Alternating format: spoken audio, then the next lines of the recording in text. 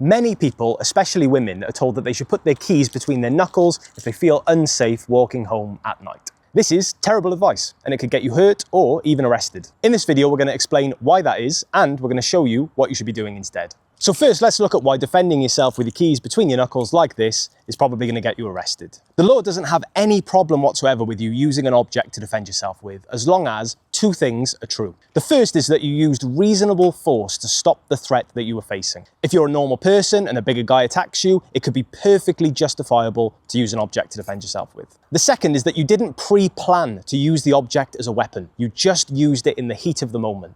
And that is where you're going to have very big legal problems. If you walk around with your keys woven through your knuckles, then you have obviously thought about using your keys as a weapon, and you've deliberately constructed a weapon in your hand. So in the eyes of the law, that looks like pre-planning, and you're going to find it very difficult to convince the police or the court that you acted in the heat of the moment. And forget about the law for 1 second. Just holding your keys between your knuckles like that isn't very good for self-defense anyway. Holding them like this still requires you to punch someone. Have you ever actually punched someone full force before? All that's going to happen is those keys are going to collapse inward, they're going to slice up your hand, and they're going to end up doing just as much damage to you as the attacker. So this is how you should be using your keys to defend yourself.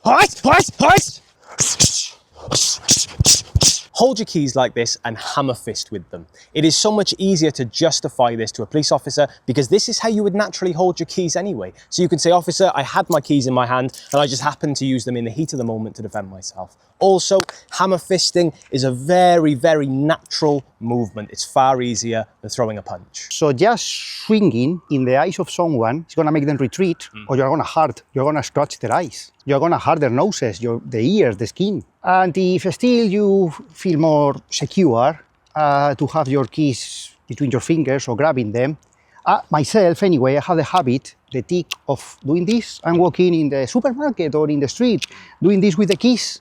Okay, or just holding them like you just locked your car or you're gonna open your house, and then if someone attacks me, it's already there and I can twist and put it between my fingers anyway.